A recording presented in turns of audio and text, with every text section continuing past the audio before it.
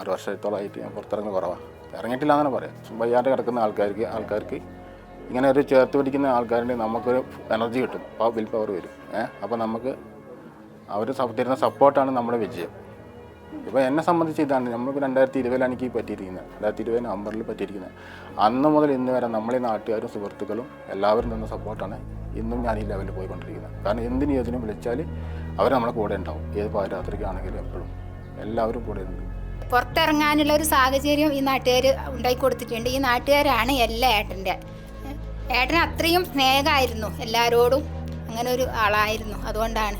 പിന്നെ എൻ്റെ അനിയത്തിയാണ് അവളാണ് എല്ലാ കാര്യങ്ങൾക്കും മുന്നിലുള്ളത്. 2020 മുതലേ നമുക്ക് ഈ പറയുന്ന രവിയേട്ടനും എല്ലാവരും നമ്മളെ കൂടെ തന്നെയുണ്ട്. വളരെ സന്തോഷം. അമ്മ ടെൻഷൻ വല്ലാണ്ടുണ്ട്. അച്ഛൻ്റെ മരണവും ഏട്ടനാണ് എല്ലാം. ഏട്ടനെ പെട്ടെന്നുള്ള വീഴ്ച അച്ഛനെയും ബാധിച്ചിട്ടുണ്ട്, അതുപോലെ അമ്മേനെയും ബാധിച്ചിട്ടുണ്ട്. പിന്നെ ഞാനുള്ളതുകൊണ്ട് അങ്ങനെ പോകുന്നുണ്ട് എന്ന് മാത്രം. ഈ യാദൃശ്ചികമായിട്ട് ഇങ്ങനെ ഒരു സംഭവത്തിൽ പെടാനും ഇതിൻ്റെ നിമിത്തമാകാൻ കഴിഞ്ഞാലും അതിയായ സന്തോഷമുണ്ട്. നാട്ടുകാരുടെ ഒരു കൂട്ടായ്മ, നാട്ടുകാർ ഒരാളുടെ കാര്യങ്ങൾ ഇടപെടുക, ജാതി മത ഭേദമന്യേ, അത് വയനാടിൻ്റെ മലബാർ ഭാഗത്തെ ഒരു പ്രത്യേകതയാണ്. ഞാനതിനങ്ങനെ നോക്കിക്കാണും. അടുത്ത പ്ലാൻ ഞങ്ങൾ ഓൾറെഡി ഒരു പ്ലാൻ ഉണ്ടാക്കി വെച്ചിട്ടുണ്ട്. ഈ വീടിനോട് ചേർന്ന് ഒരു 16-17 സൈസിൽ ഒരു റൂമും അതിലൊരു അറ്റാച്ച്ഡ് ബാത്റൂം. അതായത് അനിലെ റോഡിൽ നിന്ന് വെളിയിൽ നിന്ന് വന്നു കഴിഞ്ഞാൽ നേരെ റൂമിലേക്ക് കയറുന്നു. ഒരു ടേബിള്, അവൻ്റെ വേണ്ട എല്ലാ അടിസ്ഥാന സൗകര്യങ്ങളും റെഡിയാക്കി കൊടുക്കാനാണ് ഞങ്ങളുടെ മനസ്സിലുള്ളൊരു പ്ലാൻ. അതിനുള്ള സഹായം എല്ലാ ഭാഗത്തുനിന്നും ഉണ്ടെങ്കിലല്ലേ നടക്കുള്ളൂ. ഒരു വീടിൻ്റെ ഒരു റൂമാണെങ്കിൽ പോലും നമ്മളെ ഇപ്പോഴത്തെ ഈ നമ്മുടെ ജീവിത സാഹചര്യത്തിന് ഉതകുന്ന രീതിയിൽ വെറുതെ എന്തെങ്കിലും കെട്ടിക്കൂട്ടി വെച്ചിട്ട് കാര്യമില്ലല്ലോ. അപ്പോൾ ചെയ്യുന്ന വൃത്തിയായിട്ട് അവന് എക്കാലവും അത് ഉപയോഗിക്കാൻ കഴിയത്തക്ക രീതിയിൽ ഒരു റൂമും കൂടെ ഞങ്ങളുടെ സ്വപ്നമാണ്, അത് സാക്ഷാത്കരിക്കുന്നു എന്നുള്ള പ്രതീക്ഷയിലുമാണ് ഞങ്ങൾ. നമ്മളെപ്പോലെ ഓടുകയും ചാടുകയും നല്ല നാടൻ പണികളൊക്കെ ചെയ്തുകൊണ്ടിരുന്ന ഒരു വ്യക്തിയായിരുന്നു. പക്ഷേ 6 വർഷങ്ങൾക്ക് മുമ്പ് അദ്ദേഹം മരത്തിൻ്റെ ചില്ലകൾ വെട്ടാൻ വേണ്ടി മരത്തിൽ കയറിയപ്പോൾ ഒന്ന് വീണിട്ടുണ്ടായിരുന്നു. അങ്ങനെ സ്പൈനൽ കോഡ് ഇഞ്ചുറി പറ്റി.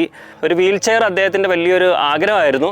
അങ്ങനെ ഇരിക്കുമ്പോഴാണ് റോട്ടറി ക്ലബ്ബിലെ ആളുകളോട് ഈ കാര്യം പറയുന്നത്. അവർക്ക് ഇത് കണ്ടപാടെ തന്നെ ഇത് ഏറ്റവും അത്രയ്ക്കും ഇതിന് അർഹനായിട്ടുള്ള ആളാണെന്ന് അവർക്ക് മനസ്സിലാവുകയും വീൽ ചെയർ തരാമെന്ന് സമ്മതിക്കുകയും ചെയ്തു. അപ്പോഴാണ് ഇവിടെ ഈ ഒരു വഴിയില്ലാത്തൊരു പ്രശ്നം കാണുന്നത്. അങ്ങനെ ഇവിടുത്തെ നാട്ടുകാരെല്ലാവരും കൂടെ ചേർന്ന് കോൺക്രീറ്റ്, മെറ്റൽ, സിമൻറ്റ് അങ്ങനെ എല്ലാം വേണ്ടതെല്ലാം അവർ ഫണ്ട് സ്വരൂപിച്ച് സ്പോൺസർമാരൊക്കെ കണ്ടെത്തി അത് സംഘടിപ്പിച്ച് ഈ കാണുന്നത് പോലെ വഴി അങ്ങോട്ട് നല്ല വൃത്തിയായിട്ട് കറക്റ്റ് ഒരു റാമ്പ് പോലെ വീൽ ചെയർ വൃത്തിയായിട്ട് പോകാൻ പാകത്തിന് വഴിയൊരുക്കി. അങ്ങനെ വഴിയൊരുക്കിയതിന് ശേഷം ആ വീൽ ചെയർ ഇന്നിവിടെ എത്തുകയാണ്. അതുപോലെ അദ്ദേഹം കുറേ 6 വർഷങ്ങളായി പുറത്തിറങ്ങാൻ കഴിയാതെ കിടക്കുന്ന അനിലേട്ടനെ ഇന്ന് സുഗമമായിട്ട് വീട്ടിൻ്റെ ഉള്ളിലേക്ക് വരെ റാമ്പ് ഇങ്ങനെ കണ്ടില്ല സെറ്റ് ചെയ്ത് വെച്ചിട്ടുണ്ട്. ഇനി സുഗമമായിട്ട് വീൽ ചെയറിലൂടെ അദ്ദേഹത്തിന് പുറം ലോകം കാണാമെന്നുള്ള ഏറ്റവും വലിയ സന്തോഷത്തിലേക്കാണ് നമ്മൾ ഇന്നിങ്ങനെ എത്തിയിട്ടുള്ളത്. അതിനുവേണ്ടി സഹായിച്ചിട്ടുള്ള ഒരുപാട് നല്ല മനുഷ്യരുടെ കൂട്ടായ്മയാണ് ഇന്നിവിടെ എല്ലാവരും ഉണ്ട്. ആ ഒരു സന്തോഷത്തിലേക്കാണ് നമ്മൾ എത്തിയിട്ടുള്ളത്. നമ്മുടെ നാടിൻ്റെ ഒരു പ്രത്യേകത എന്ന് പറയുന്നത് ഇതുപോലെ ഒരാൾ തളർന്നു കിടക്കുമ്പോൾ, ഒരാൾക്ക് അവശതയുണ്ടാകുമ്പോൾ എല്ലാ സുമനസ്സുകളും ഒരുമിച്ച് ചേർന്ന് അദ്ദേഹത്തെ എങ്ങനെയെങ്കിലും, അദ്ദേഹത്തിൻ്റെ ഒരു വിൽ പവർ എന്ന് പറയുന്നത് നമ്മളെ ഞെട്ടിക്കുന്നതാണ്. നമ്മളൊക്കെ സാധാരണ ഒരു പനി ജലദോഷമൊക്കെ വന്നു കഴിഞ്ഞാൽ തന്നെ ഡൗൺ ആവുന്ന നമ്മൾ, പക്ഷേ അനിലേട്ടനെ നമുക്ക് മാതൃകയാക്കാൻ പറ്റും. അത്രയ്ക്കും വിൽ പവറാണ്, അത്രയ്ക്കും ദൃഢനിശ്ചയത്തോടു കൂടി ഞാൻ ഓക്കെയാണ്. എനിക്ക് പക്ഷേ ഈ റൂമിൻ്റെ ഉള്ളിൽ ഇങ്ങനെ കിടന്നിട്ട് എനിക്ക് വല്ലാത്തൊരു അസ്വസ്ഥതയുണ്ട്. എനിക്കൊന്നിങ്ങനെ പുറത്തുകൂടി പോകാൻ പറ്റിക്കഴിഞ്ഞാൽ ഞാൻ എന്തെങ്കിലും ജോലി ചെയ്ത് ജീവിച്ചോളാം, അതുകൊണ്ട് എങ്ങനെയെങ്കിലും ഒരു വീൽ ചെയർ തരണം എന്ന് മാത്രമാണ് ഡിമാൻഡ് ചെയ്തിട്ടുണ്ടായിരുന്നത്. ആ ഒരു സ്വപ്ന സാക്ഷാത്കാരം നടക്കാൻ പോവുകയാണ്. അതിൻ്റെ സന്തോഷത്തിലാണ് ഇവിടെ എല്ലാവരും.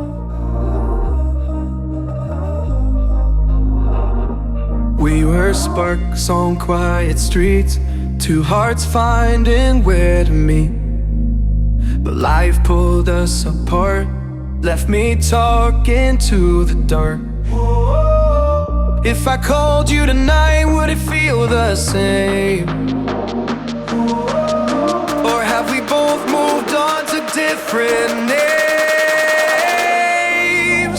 Take me back to the start, before the quiet and the scars, when the world felt small and your hands felt warm. Take me back to the start, if only for a moment. I've been up since 3, scrolling back where we used to be. Half truths in this late night chat, both of us knowing what it like that. Funny how we talk like we're fine. my rhyme. Take me back to the start, before the quiet and the scars. Take me back to the start. എൻ്റെ സുഹൃത്തായ വിജോഷ് ഉണ്ടായിരുന്നു. പിന്നെ വിജോഷിൻ്റെ കൂടെ നമ്മളെ മാടക്കരയിലെ കുട്ടിക്കാവുന്ന മൂപ്പരാണ് ഇതിനെപ്പറ്റി പറഞ്ഞിരുന്നത്. അവരാണ് ഈ പിന്നെ നമുക്ക് അപേക്ഷ റോട്ടറി ക്ലബിന് അപേക്ഷ കൊടുത്തത്. അന്നേരം അവരത് പാസ്സാക്കി തരികയും, കാരണം അവർ നമുക്ക് ചെയ്തു തന്നത് വലിയൊരു ഉപകാരത്തിൽ കിട്ടും. നടപ്പാതെ പോലെ കോൺക്രീറ്റും ചെയ്ത് തന്നു. വഴി എനിക്ക് വീട്ടിൽ നിന്ന് പുറത്തേക്ക് പോകാൻ വഴി വരില്ലായിരുന്നു. അപ്പോഴാണ് ഈ സാഹചര്യം ഒരുക്കി തന്നത്. അത് ക്ലബ്ബുകാരും പൊളിറ്റിക്കാരാണ് അവർ ചെയ്ത് തന്നത്. നമുക്ക് ഇപ്പം ഇഞ്ചറി നമുക്ക് പറ്റിയിരിക്കുന്നത് പിന്നെ ഡി ലെവലാണ്. സി ലെവൽ പറ്റിയ ആൾക്കാരൊക്കെ ഒരുപാട് പേരുണ്ട്. കൈ പോലും ചലിക്കാൻ പറ്റുന്ന, വർഷം പോലും മരി കഴിക്കാത്ത കിടന്ന നടപ്പിൽ മാത്രം ഇരിക്കുന്ന ഒരുപാട് ആൾക്കാരെ പറ്റി ഇഷ്ടംപോലെ ചിന്തിക്കാറുണ്ട്. നമ്മുടെ സുഹൃത്തുക്കൾ അതേപോലെ ഉണ്ട്. നമ്മൾ അവരായിട്ട് നമ്മളെ ഗ്രൂപ്പായിട്ട് എല്ലാ ആൾക്കാർ ഇഷ്ടംപോലെയായിട്ട് കോണ്ടാക്റ്റ് ഉണ്ട്. ഏട്ടന് പുറത്തിറങ്ങാനുള്ള ഒരു സാഹചര്യം ഉണ്ടായിരിക്കുന്ന നാട്ടുകാർക്ക് എൻ്റെ നല്ല സ്നേഹമുണ്ട്. എനിക്ക് എല്ലാവരോടും നല്ല സ്നേഹമുണ്ട്. പിന്നെ എൻ്റെ വീട് എരുമാടാണ്. എനിക്ക് വല്ലപ്പോഴേ വരാൻ പറ്റുന്നുള്ളൂ. എൻ്റെ അനിയത്തിയാണ് ഇവരെ കൊണ്ട് നടക്കുന്നത്. അമ്മയ്ക്ക് പ്രായമായതാണ്. എൻ്റെ അച്ഛനുണ്ടായിരുന്നു. അച്ഛൻ 2-3 വർഷം മുന്നേ മരിച്ചു. അപ്പോൾ എല്ലാം എൻ്റെ ഏട്ടനായിരുന്നു. ഏട്ടൻ വീണതോട് ഞങ്ങളുടെ കുടുംബങ്ങളൊക്കെ പോയി.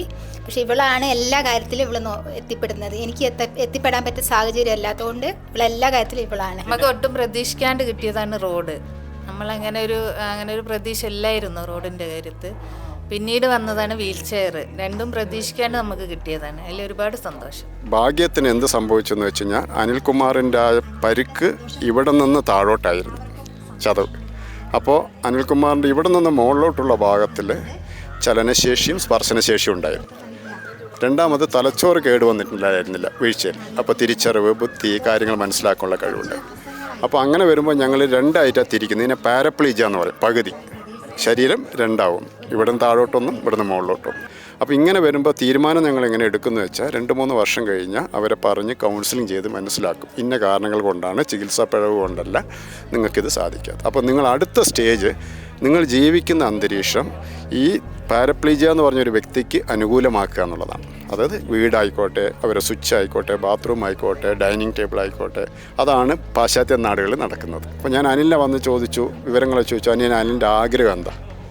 അപ്പോൾ പറഞ്ഞു, സാർ എനിക്ക് വേറെ ഒന്നുമില്ല, എനിക്കൊരു വീൽ ചെയർ, അതായത് സ്വിച്ച് ഇട്ട് പോകുന്നൊരു വീൽ ചെയർ കിട്ടിയാൽ എനിക്ക് പോയിട്ട് 10 പേരോടൊന്ന് സംസാരിക്കണം, ഒരു സോഷ്യലൈസേഷൻ ചെയ്യണം, എനിക്ക് തിരിച്ചു വരണം. ഇതായിരുന്നു അതൊരു ബേസിക് നീഡാണ്.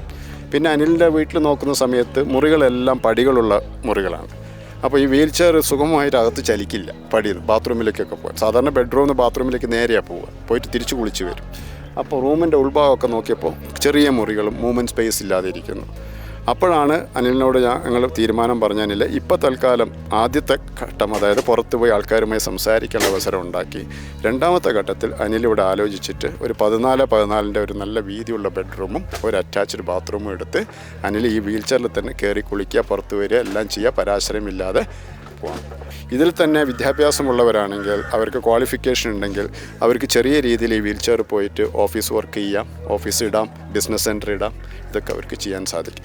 പക്ഷേ അനിലിന് കൂടുതൽ ഇത് ചെയ്തൊരു ചെറുപ്പക്കാരനാണ്, വിവാഹം കഴിച്ചിട്ടില്ല, അവരുടെ അമ്മയുടെ കാലശേഷം അവന് ഒറ്റപ്പെട്ടു പോകും. അതുകൊണ്ട് അവൻ ചിലപ്പോൾ ഒരു മാനസിക രോഗിയാകുന്നതിൽ നിന്ന് അവനെ സംരക്ഷിക്കുകയും ചിലപ്പോൾ അറിയാതെ വല്ല സൂയിസൈഡ് ടെൻഡൻസിയിലേക്ക് പോകാതിരിക്കാനാണ് ഈ പ്രോജക്റ്റ് ഞങ്ങൾ ചെയ്തത്.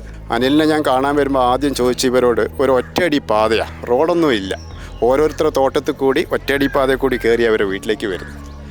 അങ്ങനെ ഒരു സ്ഥലത്ത് ഒരാൾ വീണ് ഇങ്ങനത്തെ ഒരു അവസ്ഥയിൽ വരിക എന്ന് പറഞ്ഞ് ചിന്തിക്കാൻ പോലും പറ്റില്ല. നമുക്ക് എന്ത് ടെക്നോളജി ഞങ്ങളതിലുണ്ടെങ്കിലും അവർ ജീവിക്കുന്ന ആ അന്തരീക്ഷത്തിൽ വളരെ ബുദ്ധിമുട്ടായിരിക്കും. അപ്പോൾ ചിന്തിക്കാൻ പോലും പറ്റില്ല. ഇത്ര 80-60 കിലോയുള്ള ഒരു മനുഷ്യനെ അതോ മടക്കാൻ പറ്റൂല, അവനെ ഓട്ടോറിക്ഷ കയറ്റാൻ പറ്റൂല, ജീപ്പിൽ, അത് വല്ലാത്തൊരു ആ സമയത്താണ് ഇവരെല്ലാവരും കൂടി ഈ ഒരു തീരുമാനം എടുത്തതിനെ നമ്മൾ അഭിനന്ദിക്കേണ്ടതും. അതുമാത്രമല്ല, ഇവൻ്റെ വീടിൻ്റെ ഈ ഒരു ഇത് കൊണ്ടുവരാൻ വേണ്ടി ഏതോ ഒരു നല്ല വ്യക്തിയുടെ മനസ്സ് പ്രകാരം ഒരു 2 സെൻറ്റ് സ്ഥലം അദ്ദേഹം വിട്ടുകൊടുക്കുകയും അങ്ങനെ വഴിയേ വരും. എൻ്റെ മൈൻഡിലിങ്ങനെ കുറേ ചിന്തിച്ചപ്പോൾ പെട്ടെന്നാണ് റോട്ടറി ക്ലബിൻ്റെ സുരേഷ് സാർ ഓർമ്മ വന്നത്. ഞാൻ അന്ന് രാത്രി തന്നെ സാർക്ക് മെസ്സേജ് ചെയ്തു, വാട്സപ്പിൽ മെസ്സേജ് ചെയ്തു. രാവിലെ സാറ് വിളിച്ചു. അപ്പോൾ വിഷയങ്ങളൊക്കെ എന്നതാണെന്ന് പറഞ്ഞു. അത് നമുക്കത് പരിഗണിക്കാം. ഇന്ന് ക്ലബിലേക്ക് ലെറ്റർ അവരെ കൊണ്ട് എഴുതിയിട്ട് വാങ്ങാൻ പറഞ്ഞു. ഞാൻ അപ്പം തന്നെ ഒരു ലെറ്റർ ഡ്രാഫ്റ്റ് ചെയ്ത് അപ്പോൾ തന്നെ ഒരു കമ്പ്യൂട്ടർ പ്രിൻ്റ് എടുത്ത് ഇവൻ്റെ ഒപ്പിടിച്ച് ബിജേഷിനെ കൊണ്ടുവരിപ്പിച്ചു. ആ സമയത്ത് ബിജേഷിനോട് പറഞ്ഞപ്പോൾ തന്നെ ഞാൻ പറഞ്ഞത് മെസ്സേജ് വാട്സപ്പിൽ ഇട്ട് കൊടുക്കുക ചെയ്തത് ഈ ആപ്ലിക്കേഷൻ. അപ്പോൾ സാറ് ഞങ്ങൾ വേണമെങ്കിൽ അവിടെ കൊടുത്താൽ സാറേ പ്രശ്നമൊന്നുമില്ല, ഞാൻ എപ്പോൾ വേണമെങ്കിൽ ഞങ്ങൾ എത്തിച്ചേരാം. സാറ് പറഞ്ഞു അതൊന്നും വേണ്ട, ഈ ഒരു ആപ്ലിക്കേഷൻ തന്നാൽ മാത്രം മതി, ബാക്കി കാര്യങ്ങളൊക്കെ ഞങ്ങൾ മൂവ് ചെയ്യാം. അന്ന് തന്നെ പിറ്റേ ദിവസം തന്നെ അവർക്ക് റോട്ടറി ക്ലബിൻ്റെ മീറ്റിംഗ് ഉണ്ടായിരുന്നു, മാസാന്ത മീറ്റിംഗ് ഉണ്ടായിരുന്നു. ഏകദേശം നമ്മളിത് തുടങ്ങി ഒരു നോമ്പ് സമയത്താണ്. ആ സമയത്ത് വെച്ചാൽ ഞങ്ങൾ നോമ്പ് തുറക്കുന്ന സമയത്ത് ഡോക്ടറോട് വന്നു. പിന്നെ ഇവരെ കാണാൻ വന്നു, ഡോക്ടറും അവർ സുരേഷ് സാറും ബാക്കി ഡോക്ടറുടെ ഭാരവാഹികൾ ഇവരെ കാണാൻ വന്നു. ഡോക്ടർ ഇവർക്ക് എങ്ങനെ വീൽ ചെയർ അനുയോജ്യമാകും എന്നുള്ളത് പഠിക്കാൻ വേണ്ടിയിട്ട് അവരെ പഠിച്ചപ്പോൾ തന്നെ അവർക്ക് ഇവിടെ വന്നപ്പോൾ തന്നെ ഇവിടുത്തെ അവസ്ഥ കണ്ടപ്പോൾ വളരെ ഡേഞ്ചറായിട്ട് തോന്നി. അവർ അപ്പോൾ തന്നെ പ്രപ്പോസൽ അവർ അംഗീകരിച്ചു, അവരെന്നെ വിളിച്ചു. ഞങ്ങൾ ഉടനെ ഇതിൻ്റെ ഒരു മോഡൽ സെലക്ട് ചെയ്യണം, ഇവന് അനുയോജ്യമായ വെയിറ്റ്, ഇവൻ്റെ ഹൈറ്റ് ഇതെല്ലാം അനുയോജ്യമായ ഒരു മോഡൽ സെറ്റ് ചെയ്യാൻ വേണ്ടിയിട്ടാണ് സാറ് വന്നു. രമേശ് സാറ് ഡോക്ടർ വന്നു, അവർ എല്ലാ ഭാഗങ്ങളും അതിന് അളവ് എല്ലാ കാര്യങ്ങളും എടുത്തു. അത് വളരെ പെട്ടെന്ന് സെറ്റ് ചെയ്യുകയും ചെയ്തു. പിന്നെ അത് പഞ്ചാബിൽ നിന്ന് അയച്ച് അത് വരേണ്ട ഒരു താമസം മാത്രം നമുക്ക് വന്നിട്ടുള്ളൂ. ഏകദേശം ഒരു 10-20 ദിവസം കൊണ്ട് എല്ലാ കാര്യങ്ങളും വളരെ വൃത്തിയായിട്ട് ലോട്ടറി ക്ലബ്ബും അതിന് സഹകരിച്ച ഇവിടുത്തെ പ്രദേശ ക്ലബ്ബും ഇതിൻ്റെ ഈ വഴി ഉണ്ടാക്കിയ പ്രദേശ ക്ലബ്ബും വളരെയധികം അഭിനന്ദനാർഹമാണ്. ഇതിന് ഒരു നിമിത്തമായതിൽ എനിക്ക് സന്തോഷമുണ്ട്.